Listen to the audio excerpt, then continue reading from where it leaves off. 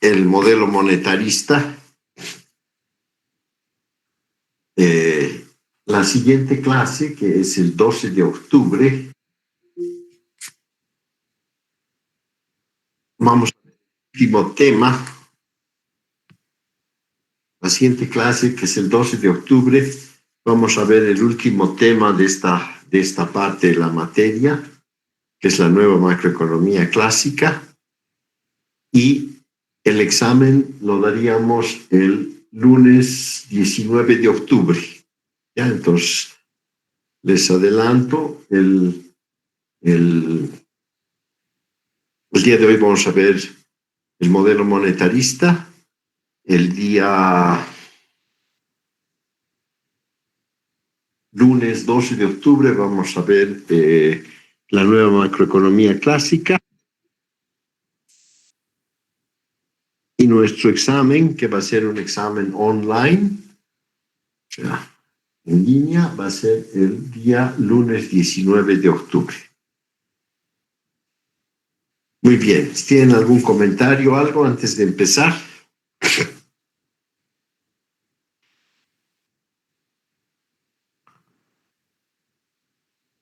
Muy bien.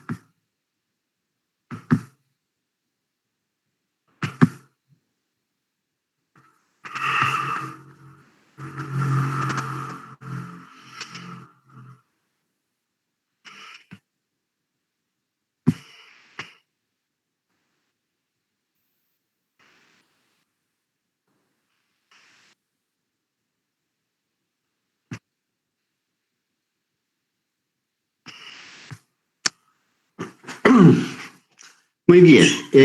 Les pido, por favor, a Daniel, a Álvaro, a cualquiera de ustedes, por favor, si me pueden dar un feedback, si se ve bien y se escucha, por favor. Sí, licenciado, se escucha muy bien. Perfecto. Muchas gracias. Muy bien.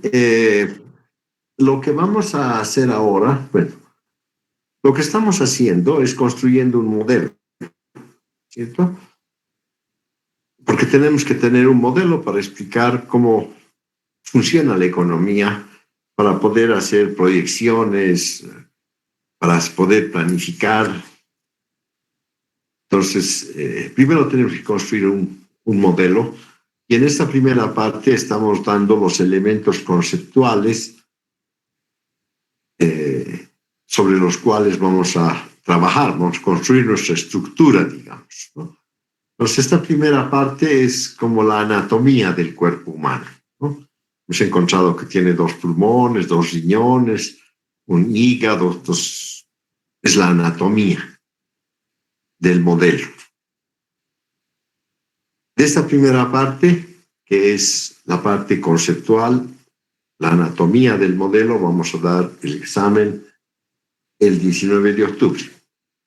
Después de eso vamos a ver cómo funciona el modelo. Es decir, vamos a hacer nuestro propio modelo y con base en todas estas cosas que estamos viendo, y vamos a hacerlo funcionar. Entonces, la segunda parte de la materia es la práctica. Es decir, vamos a hacer funcionar el modelo.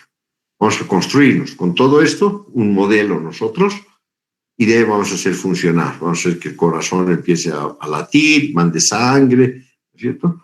Los pulmones manden oxígeno, vamos a hacerlo funcionar. Y el segundo parcial va a ser el funcionamiento del modelo, y lo que van a tener que hacer ustedes es un examen práctico, que lo vamos a hacer en sus casas. Pueden dar el examen. Yo estimo, todavía no lo tengo preparado, pero va a ser un examen que lo van a realizar en 48 horas, es decir, en 2 días, en grupos. de 2 o 3 personas y me lo van a enviar.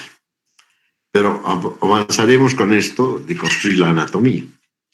Entonces, hemos estado hablando que desde que se inicia la reflexión sobre qué es la economía, ¿no? Con las primeras ideas bastante desordenadas de los mercantilistas, las cuales se formalizan, se sistematizan en el modelo clásico, ¿no? Con Adam Smith, David Ricardo, etc. Y después vienen la crítica keynesiana al modelo clásico, donde encontramos cosas interesantes de Keynes que introducimos en este modelo y se construye el modelo neoclásico. Sin embargo, el modelo neoclásico es una estructura que lo que hace es reflejar un poco todo el modelo clásico, ¿no? Pero introduciendo los keynesianos. Frente a ello aparece la concepción monetarista, ¿no? En la década del siglo pasado, en la década de 1970 más o menos, aparece la concepción monetarista ligada a los profesores de la Universidad de Chicago y como el mayor representante probablemente el profesor Friedman, ¿no? Milton Friedman, que es el economista, no digamos más destacado, pero sí el que mayor influencia tuvo en la escuela de Chicago, profesor Friedman.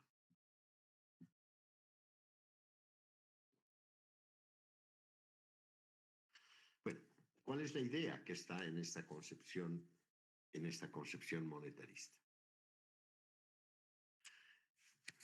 Los monetaristas señalan, Friedman a la cabeza de ellos, señalan de que las crisis económicas básicamente se dan por una política no adecuada, por una política monetaria no adecuada por parte de la autoridad monetaria, valga la redundancia. Que las peores crisis en la economía, las peores crisis que se han dado en la economía han sido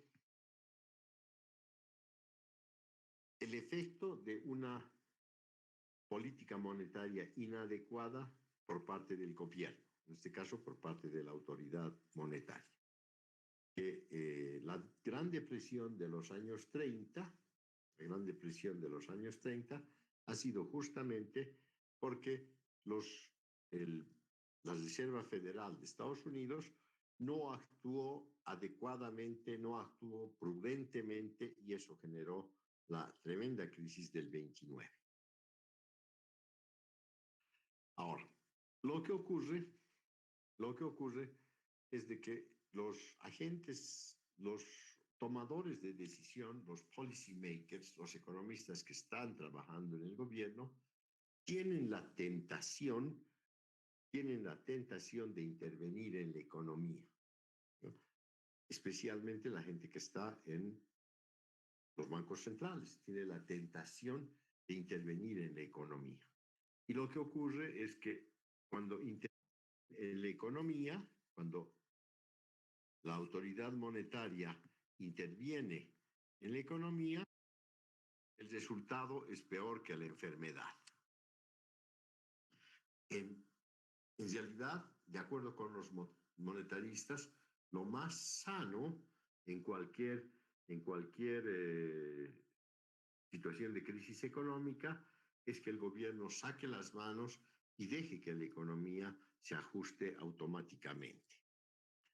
Entonces, lo que ellos plantean, lo que Friedman plantea, es que la economía en el corto plazo es muy sensible a los shocks monetarios no esperados, ¿ya? Entonces Friedman dice la economía es muy sensible a los shocks monetarios no esperados, no programados, es decir, a las sorpresas monetarias. Y estas sorpresas monetarias lo que hacen es justamente desencadenar la crisis económica. Entonces, cuando ocurre esto, ¿cierto?, la receta que ellos dan es que el gobierno no haga absolutamente nada. En otras palabras, que la autoridad monetaria tenga una regla de conducta tremendamente estricta y que la cumpla. En otras palabras, que cada año el Banco Central, la autoridad monetaria, saque un programa monetario donde diga cuánto va a emitir de dinero, cuánto dinero va a poner en circulación mensualmente y que cumpla esa regla, que sea una regla muy, muy rígida.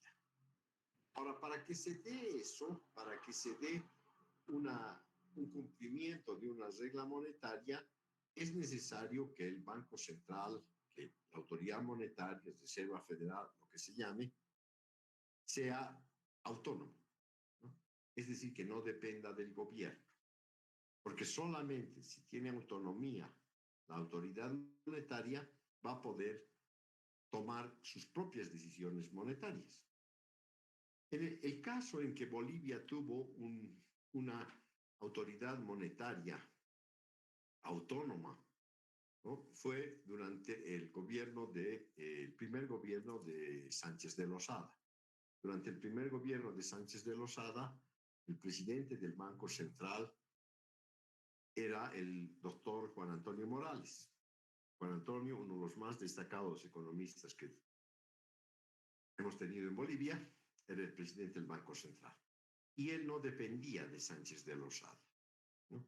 A tal punto que en una oportunidad, yo recuerdo, una reunión, le dijo el presidente Sánchez de Lozada, le dijo al presidente del Banco Central: Juan Antonio, tú haces lo que tú quieres, ni siquiera me contestas el teléfono, ¿no?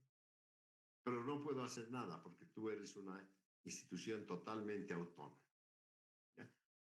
Entonces, no sé si fue exagerado lo que le dijo el presidente, de que ni siquiera le atendía el teléfono, pero Juan Antonio manejaba la política monetaria de forma totalmente autónoma. Y la respuesta de Juan Antonio fue: presidente, yo tengo una función, mantener la estabilidad económica y el poder adquisitivo de la gente. Entonces un poco le dijo: yo no dependo de usted, yo dependo de la sociedad. Después de ese gobierno, todos los presidentes del Banco Central fueron designados por el gobierno. Pues dejaron de ser autónomos, fueron un empleado del gobierno y no podían hacer una política monetaria coherente, ¿no? Todos. Durante todo el tiempo del gobierno de Evo Morales,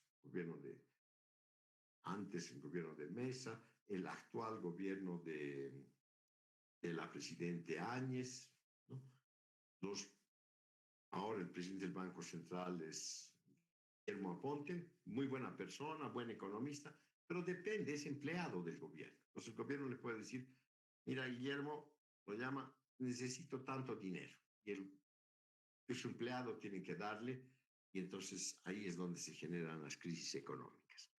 Lo que los monetaristas dicen es total autonomía de la autoridad monetaria y una regla donde la autoridad monetaria se compromete anualmente a mostrar transparentemente cuál va a ser su política monetaria. Muy bien, entonces esta idea nació obviamente en esa universidad, ahí tienen, esa es la Facultad de Economía de Chicago, de la Universidad de Chicago.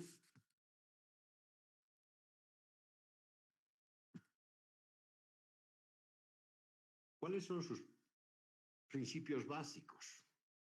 Por una parte está que, como acabo de decirlo, la oferta de dinero es la influencia más importante sobre la renta nominal, ¿no? La renta nominal es el producto real por los precios, ¿no? Entonces, la variable más importante que afecta a la renta nominal es la oferta de dinero. Perdón, déjenme ver la lista. Ok. Entonces, la oferta de dinero es la influencia, es el factor más importante sobre la cantidad de dinero. Ahora, en el corto plazo, como decía, en el corto plazo, los shocks monetarios, especialmente, bueno, únicamente, no especialmente, los shocks monetarios no esperados, es decir, las sorpresas monetarias, son las que generan los ciclos económicos, las crisis económicas. ¿Ya? Entonces, si el gobierno no tiene dinero y el Banco Central no es autónomo, entonces la presidente Áñez puede llamarlo al presidente del Banco Central y decir, presidente, necesito tantos millones de bolivianos, por favor, présteme. Entonces, en realidad el Banco Central no le queda alternativa porque es un empleado y le da dinero y entonces ahí es donde se rompe totalmente todas las reglas monetarias. Si fuera autónomo, lo llama y como decíamos en la anécdota, ni siquiera le contestan el teléfono, no le dan, digamos. Entonces, en el largo plazo, estos shocks monetarios, estas sorpresas monetarias, se diluyen. Se diluyen en dos sentidos. Poco a poco, de acuerdo con los monetaristas dicen que los agentes económicos tienen expectativas adaptativas, entonces poco a poco se va diluyendo este shock monetario y en el largo plazo el dinero es neutral, es decir, no tiene ningún efecto sobre el sector real de la economía. Todo el efecto se traduce en precios. Cuando hay un shock monetario, digamos, aumenta la cantidad de dinero, una sorpresa monetaria, eso en el corto plazo puede generar un incremento en la producción. Pero en el largo plazo, eso se diluye, ¿no? Y todo eso se va a traducir solamente en un incremento de precios. Entonces, ese es por eso dicen, en el corto plazo se puede influir sobre las variables reales, pero solamente en el corto plazo. El cuarto elemento del modelo es que el sector privado es por naturaleza estable, ¿ya? Es decir, que las crisis económicas no vienen del sector privado, las crisis económicas vienen del sector público. ¿Por qué el sector privado es estable? Porque el sector privado está arriesgando su dinero, ¿ya? Entonces, cuando un empresario invierte o no invierte, está arriesgando su dinero. Si una persona invierte, puede irle muy mal, ¿no? Y puede perder sus activos. Como anécdota, yo tengo, bueno, hace muchos años que no lo veo, un amigo, hace muchos, muchos años. Pero este amigo quería hacer, yo era estudiante, todavía, y este amigo que es mucho mayor que yo, este amigo quería hacer un negocio. Y dijo, voy a traer al circo ruso, ¿ya? Al circo de Moscú. Y efectivamente trajo al circo de Moscú, ¿ya?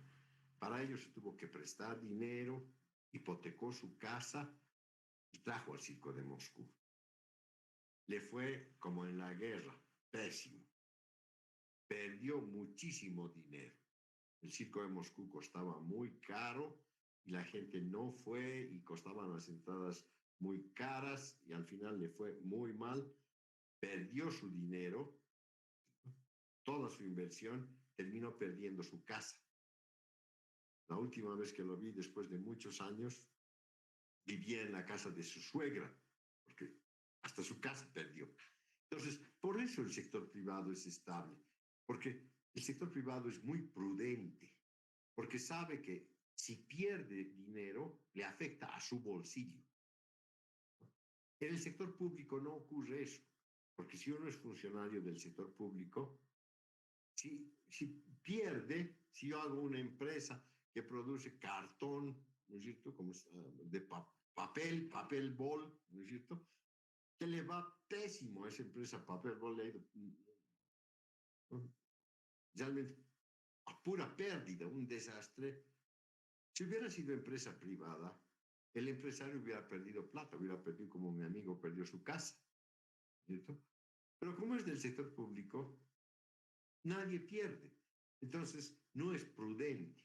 Entonces, por esa razón, el supuesto de esta concepción es que el sector privado es por naturaleza estable y la inestabilidad se da por las acciones del gobierno.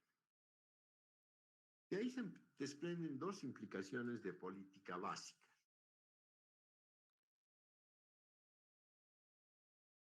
La primera implicación que acabo ya, que es una reiteración, es que la estabilidad de la economía depende fundamentalmente del stock de dinero, es decir, de la política monetaria. Entonces, para hacer que no se generen crisis económicas, para que no se generen fluctuaciones económicas, crisis económicas, entonces los monetaristas sugieren de que debería haber una regla monetaria, ¿cierto?, transparente.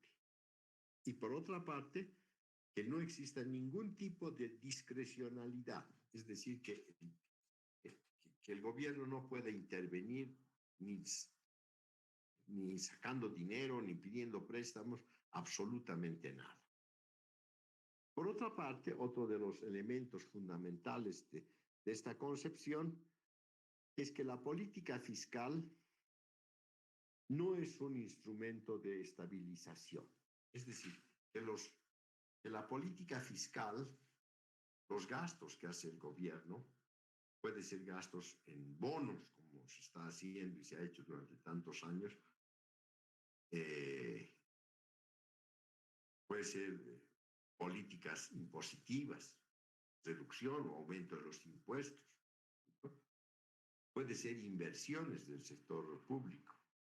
Entonces, todo lo que es política fiscal, en términos de política de estabilización, no tienen efectividad. No sirve la política fiscal como política de estabilización económica. Muy bien. Entonces, hasta ahí las ideas centrales que están en este modelo. ¿Cuáles de estas ideas nos sirven para construir nuestro modelo? ¿Cuáles de estas ideas han sido recogidas por todos los economistas? Todos los economistas, menos los analistas que se llaman, que aparecen en la televisión, que más parecen brujos que economistas, ¿cierto? Analistas económicos, analistas políticos, ¿no? Entonces, los economistas en serio, ¿cierto?, han aceptado todos de que la política monetaria es la variable más importante para generar las fluctuaciones económicas en el corto plazo. Uno. Dos, en el largo plazo, la política monetaria es neutral. Ese es el elemento donde todos estamos de acuerdo. Ahora, lo que los monetaristas proponen es, muy bien, si esto es así, entonces que la política monetaria tenga una regla muy estricta, transparente, y que la autoridad monetaria sea autónoma. Y por último, que la política fiscal, estamos de acuerdo que tiene muy poco impacto en términos de estabilización. Seguimos aplicando política fiscal, ¿no? Los bonos es una política fiscal de distribuir recursos por parte del gobierno. Entonces, ¿por qué se lo hace? No porque sea efectiva, porque tiene rédito político, ¿cierto? Entonces, el gobierno ha dado bonos, entonces, no le está haciendo bien a la economía, pero tiene rédito político. Muy bien. Ahora, los monetaristas han replanteado la teoría cuantitativa del dinero. Han replanteado la teoría cuantitativa del dinero. La teoría cuantitativa del dinero, que viene desde los clásicos, como lo hemos revisado, M por B es igual a P por T, es decir que hay una relación proporcional entre la cantidad de dinero y los precios, ¿no? Teoría cuantitativa del dinero. Más dinero, suben los precios. Fue muy atacada durante muchos años y muchos economistas atacaron que no era cierto eso, ¿no? Sin embargo, absolutamente todas las investigaciones empíricas demuestran que se cumple la teoría cuantitativa del dinero. Solamente como ejemplo en este cuadro aparece el caso de la Argentina desde 1875 hasta el 2009, una serie bastante larga, ¿no es cierto? Y donde ustedes, si se fijan, se hace un ajuste econométrico bastante bueno, un L cuadrado de 0,8, ¿no? Y ven que existe una relación directa entre la expansión monetaria que está en el eje de las abscisas y la inflación que está en las ordenadas. Entonces, hay una relación directa, lo cual dice que se cumple la teoría cuantitativa del dinero. Se pone más billetitos en la economía y eso se va a traducir en el largo plazo en incremento de precios. Muy bien. Entonces, los monetaristas, que son Friedman, Phelps, ¿cierto? Todos ellos replantearon este concepto de la teoría cuantitativa del dinero y vincularon la teoría cuantitativa del dinero, que era una teoría bastante simple, como hemos visto en el modelo clásico, entre la cantidad, el producto real, la cantidad de dinero y los precios, y una velocidad de circulación. Era muy sencillo. Lo que hacen los monetaristas es vincular esta teoría a los mercados de activos, los mercados financieros que tienen la mesa de dinero, ¿no es cierto? El mercado del dinero, un mercado bursátil, que son mercados de el mercado de acciones, ¿no? Las bolsas de valores, mercados de bonos, ¿cierto? Y otros activos reales que enseguida los vamos a ver, vinculados todos a través de la tasa de interés. En otras palabras, cuando se desarrolló la teoría cuantitativa del dinero, todos los mercados bursátiles, todas las bolsas de valores no estaban desarrolladas todavía. Entonces no es su culpa, digamos, que no hayan introducido eso. Posteriormente se desarrolla todo este mercado financiero y es necesario adecuar, replantear la teoría cuantitativa del dinero. ¿Ya? Entonces, ¿cuál es el replanteamiento de la teoría cuantitativa del dinero? Cuando se inicia la teoría cuantitativa del dinero, M por B es igual a P por I, ¿cierto? Lo que se hace es cambiar la velocidad de circulación a lo que se llama la velocidad ingreso. ¿Ya? Entonces, después de Fisher, en la concepción de Cambridge, se cambia la concepción de la velocidad de circulación. Es decir, que no se habla de la velocidad de circulación en términos de transacciones, sino en términos de generación de ingreso. Me explico mejor. Supongamos que yo tengo un auto que he comprado de la tienda. ¿Ya? Entonces, voy a la tienda y me compro un auto. Digamos que cuesta 10,000. Después lo vendo, ese auto, después de usarlo un año, digamos, vendo ese auto al vecino. Lo vendo en 9,000. ¿Ya? Entonces, parecería, en términos de transacciones, efectivamente el dinero ha circulado dos veces. La primera vez que yo he comprado el auto al que lo ha producido y la segunda vez que es revendido el auto. Sin embargo, en el replanteamiento de la teoría cuantitativa solo se toma en cuenta el momento en que se genera el ingreso, es decir, el momento en que se genera la riqueza. Cuando yo compro el auto del productor, porque ahí se ha generado la riqueza. Cuando yo revendo el auto, ya no se genera riqueza. Entonces, tomando en cuenta esa velocidad, que se llama velocidad de ingreso, se llega, como hemos visto, lo hemos visto en clases anteriores, a la demanda de dinero. ¿No es cierto? Eso está claramente, lo hemos visto en el tema correspondiente de los clásicos. Tenemos la demanda de dinero. Pero igual, en este caso, sea la concepción básica o la concepción reformulada de la teoría cuantitativa, hay una relación proporcional entre la cantidad de dinero y el nivel de renta. O sea, en otras palabras, la teoría cuantitativa del dinero dice, hay una relación proporcional entre los precios y la cantidad de dinero. Más cantidad de dinero, mayor inflación.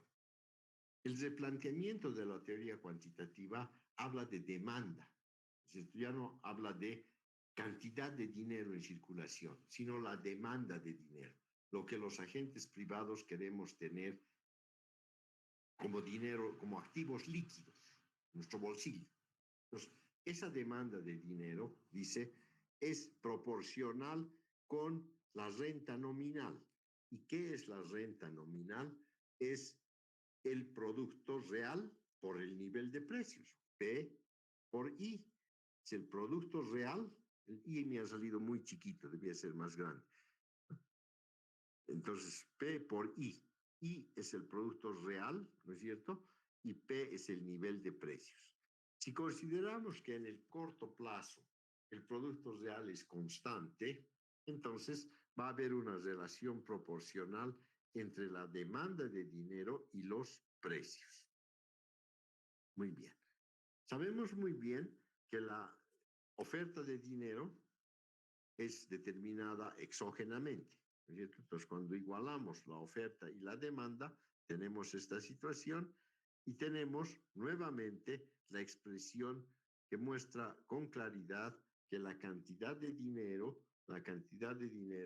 que existe en la economía, entonces tiene una influencia directa sobre los precios. Este es uno sobre la velocidad de ingreso, ¿cierto? Entonces, lo que ocurre es que en la concepción clásica, la cantidad de dinero estaba más asociada a la oferta. ¿Cuánto dinero ponía la autoridad monetaria en circulación? Mientras que con el replanteamiento monetarista, la cantidad de dinero ahora responde a la demanda, porque somos los privados quienes decidimos cuánto dinero vamos a aceptar tener en efectivo, ¿ya? No es el gobierno que nos obliga a tener dinero, sino nosotros decidimos cuánto dinero vamos a tener en efectivo. Entonces el énfasis es distinto. La cantidad puede ser la misma cantidad de dinero en circulación, pero el énfasis no es por el lado de la oferta, sino es por el lado de la demanda. ¿Cuánto los agentes económicos estamos dispuestos a mantener en efectivo? Muy bien. Ahí está la expresión donde los monetaristas lo que hacen es incorporar, y eso es interesante, porque nosotros también en nuestro modelo, en esta anatomía que estamos haciendo, de cómo es la economía, porque lo importante es saber cómo es la economía. Es igual, como les decía, que para alguien que esté estudiando medicina, es importante saber primero la anatomía, ¿no? Hay que ser como Da Vinci, ¿no? Abrir los cuerpos y ver qué cosas hay dentro de los de los cuerpos. Es lo que hizo, es uno de los más grandes genios del mundo, ¿no? Da Vinci. Se robaba cadáveres y abría para ver qué tenía, ¿no? Entonces, eso es lo que estamos haciendo. Y después verlos cómo funciona. ¿Qué hacen? ¿Para qué están ahí, digamos? ¿Cierto? ¿Cuál es la función que tienen? Y posteriormente aparecen nuevos descubrimientos. Por ejemplo, ya sabemos qué función tiene el vaso, ¿cierto? Con el tema de la sangre. O ya sabemos qué función tienen los riñones. Esos son aportes que se han ido haciendo poco a poco, y lo mismo se han ido haciendo poco a poco aportes a la economía por parte de los keynesianos, por parte de los monetaristas, etcétera, y que se ven reflejadas en nuestro modelo. Entonces dice que la demanda de dinero, es decir, la cantidad de dinero que nosotros queremos tener, nosotros decidimos cuánto dinero queremos tener en efectivo, como dinero líquido en nuestros bolsillos, es la demanda de dinero, depende de varias variables, ¿ya? Depende del nivel de precios.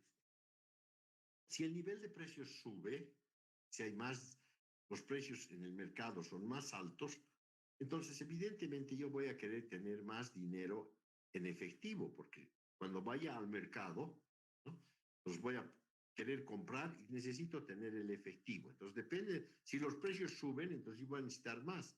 Si el precio del minibús es de 2.60 y sube a 4, entonces ya no voy a necesitar llevar 2.60, sino voy a necesitar llevar 4 bolivianos. Entonces, depende de los precios. Depende del producto real. Es decir, depende de la riqueza real de las personas, ¿ya? Entonces,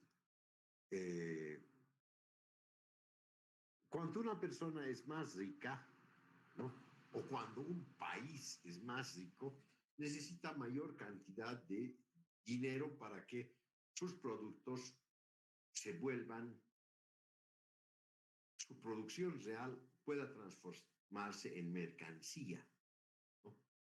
Entonces, uno puede producir un montón de mesas y sillas, ¿no? Pero si no hay el dinero para que alguien venga y diga compro, recién en ese momento, cuando traiga el dinero y diga compro, ese producto, esa silla que yo he hecho, se va a volver mercancía, va a entrar en la esfera de la circulación.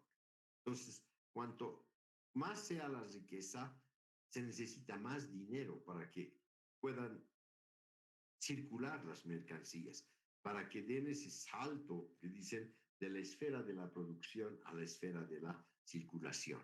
Y evidentemente eso ocurre hasta con las personas, ¿no? La persona que es más rica gasta más, entonces requiere mayor cantidad de dinero.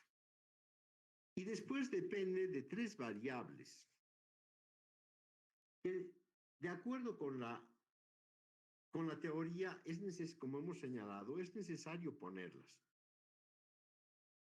Aunque la experiencia y la evidencia empírica nos muestra que no son tan relevantes, ¿ya? Por lo menos los trabajos de demanda de dinero que conozco, que ya les he comentado, creo, los mejores trabajos que conozco de demanda de dinero es de un profesor de San Andrés y uno de la Católica, los mejores econometristas que conozco en Bolivia, ¿no? Pues es Ernesto Sheriff en San Andrés y José Luis Sevilla en la Católica, que han hecho muchos trabajos sobre demanda de dinero. Y en todos estos trabajos, estas 3 variables son poco relevantes, es decir, están ahí, pero tienen muy poca importancia sobre la demanda de dinero. Es probable que en otros países tengan más importancia, pero en el caso nuestro, que tenemos un sistema financiero muy poco desarrollado, ¿no?, tienen poca importancia. ¿De qué depende la tasa, la demanda de dinero? De la tasa nominal de interés sobre los bonos. Es decir, que si los bonos, por ejemplo, suben, entonces la gente va a preferir tener su dinero en bonos que tenerlo en efectivo, ¿no? Entonces, eso tal vez es mucho más válido para otros países, pero en nuestro país, en las estimaciones econométricas, el parámetro de este RB es bajísimo. El rendimiento nominal sobre las acciones, peor aún, ¿no es cierto? Porque en el caso de nuestro es tremendamente irrelevante, porque casi no tenemos una bolsa de valores, porque hay muy pocas empresas que cotizan en bolsa, ¿ya? ¿Cuáles son las empresas que cotizan en bolsa? La cervecería, la UPB, la Universidad Privada de Bolivia. Creo que hay un par de empresas más que cotizan en bolsa, además con rendimientos fijos, ¿no es cierto? Y no hay una bolsa de valores. No tenemos un Wall Street, ¿no es cierto? No tenemos una bolsa de Tokio, ¿no? Entonces, evidentemente, esto influye poco sobre la demanda de dinero. Y por último, el rendimiento nominal sobre los bienes durables. Probablemente este sí sea un indicador interesante. Si a alguno de ustedes le gusta la parte monetaria, ¿no?, y quisiera hacer una tesis, sería interesantísimo probablemente hacer un trabajo específico que no creo que sea difícil, creo que existe más o menos la información, habría que buscar cómo encontrar esta información sobre la demanda de dinero respecto de el rendimiento nominal de los bienes durables. Es decir, cómo la gente guarda su valor, el valor de su riqueza en bienes durables, no en inmuebles, ¿no? No, que en inmuebles ya se ha hecho algunos ejercicios, ¿no? Por ejemplo, en terrenos, casas.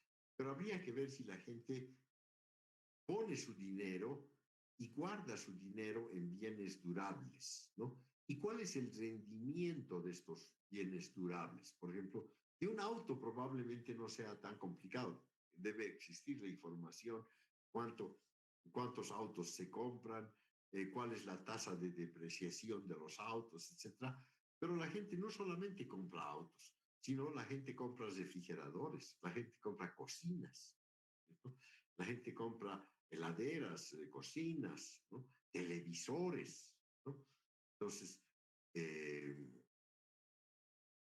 computadoras, ¿no? Entonces, habría que analizar un poco cuál es el efecto de la rentabilidad, porque la rentabilidad de los bienes durables hay que corregirla por lo que es la depreciación, ¿no? La depreciación física y la depreciación tecnológica.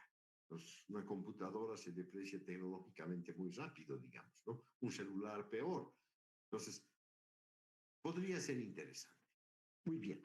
Entonces, en este replanteamiento de la teoría cuantitativa, la cantidad de dinero en circulación está enfocada básicamente a la demanda, ¿no? En términos absolutos es lo mismo, porque la demanda es igual que la oferta, ¿no? Pero en los clásicos decían, la cantidad de dinero depende de la autoridad monetaria, es lo que ofrece. Acá no es lo que ofrece, es lo que la gente desea mantener como dinero líquido. Viene desde la demanda, depende de los precios, por supuesto, todos sabemos que depende de los precios. ¿Depende del ingreso? Sí, depende del ingreso, ¿no? Los precios, más demanda. Necesito más dinero. Más productos, se necesita más dinero para que los productos pasen de la producción a la circulación. Todos totalmente de acuerdo. Todos estamos de acuerdo que estas tres variables son importantes, pero al parecer no son tan importantes, ¿no? Es como decir, muy bien, estoy construyendo una casa, ¿no? Entonces, ¿qué necesito? La estructura, los pilares, ¿no? Después tengo que poner ladrillo, tengo que hacer el revoque de la casa. Pero Este sería la cornisa, por ejemplo, entre la pared y el tumbado, una cornisa, es decir, un adorno. Acá en mi escritorio, en mi living tengo unas cornisas, pero aquí en mi escritorio no tengo cornisa. Si no hubiera tenido en el living la cornisa, no sé cuánto le hubiera afectado, no creo que le haya afectado mucho. Si le hubiera puesto cornisa acá en mi escritorio, tal vez no le hubiera afectado en mucho, digamos, ¿no? Entonces, estas tres variables sí las incorporamos en nuestro modelo, pero son poco relevantes, digamos. No porque la casa no tenga cornisa no va a funcionar, digamos, ¿no? Obviamente, una casa que no tiene techo no funciona. Muy bien. Entonces, eso es lo que estoy hablando, que son las variables, estas tres, ¿no es cierto? Y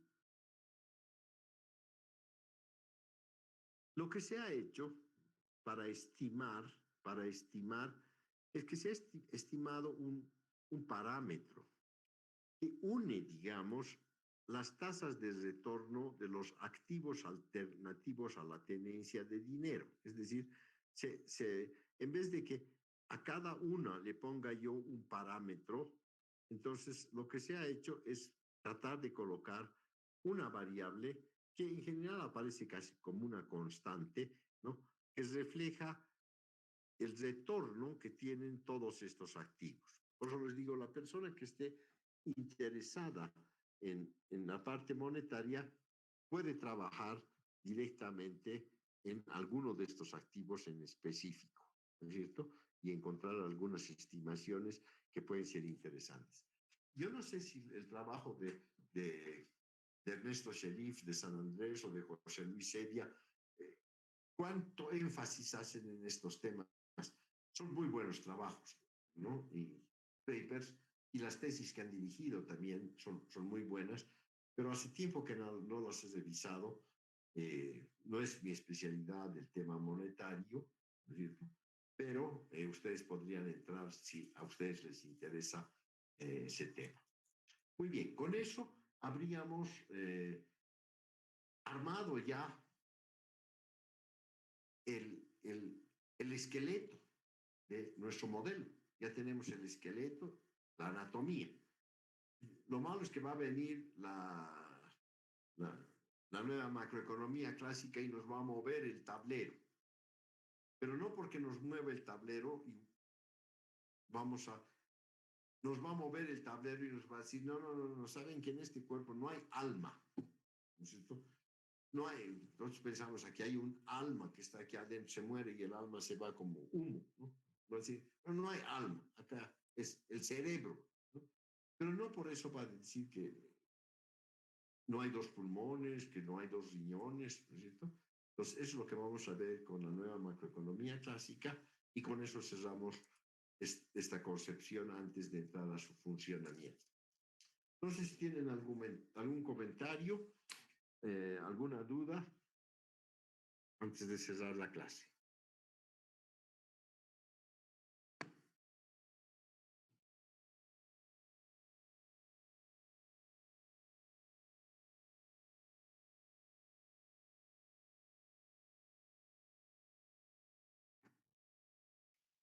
Muy bien, si no hay dudas, si no hay comentarios,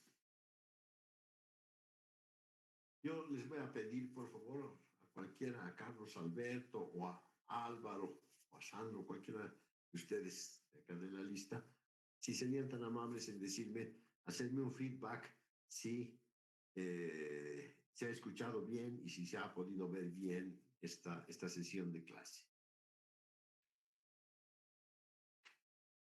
Por favor, Se ha cualquiera. escuchado bien, licenciado. Se ha escuchado bien, se ha visto bien igual, licenciado. Muy bien. Entonces, antes de retirarnos, yo les reitero que el día miércoles 7 de octubre les voy a mandar el último tema de esta parte, que es el tema 6, el modelo neoclásico de la nueva macroeconomía clásica, ¿no?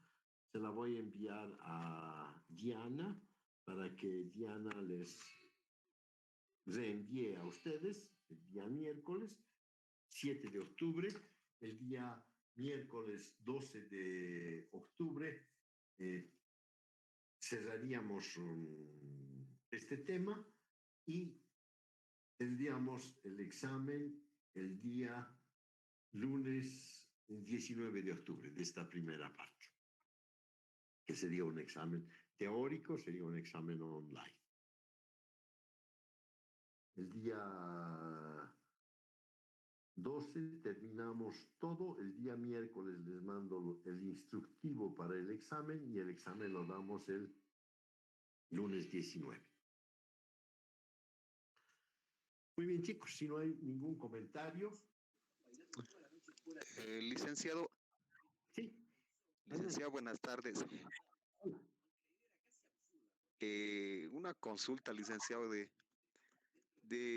dónde a dónde va a entrar para el examen. El primer parcial va a entrar desde la primera clase, todo, nosotros desde el tema 1 que hemos empezado, hasta lo que avancemos el próximo lunes. Ya, licenciado. ¿Y cuál es la hermenéutica del examen, licenciado? Si tal vez va a ser un examen para la casa o... No, el examen, como se ha hecho, el primer examen es un examen teórico, es un examen online, ¿no? Es un examen de selección múltiple, ¿ya? Entonces, que lo van a dar individualmente, de selección múltiple y online. En tiempo real, digamos. ¿Y cuánto tiempo nos va a dar, licenciado? El examen tiene, ya les voy a dar las especificaciones, pero está todo programado. No hay problema con el tiempo. Ya. Gracias, licenciado. Muy bien, chicos.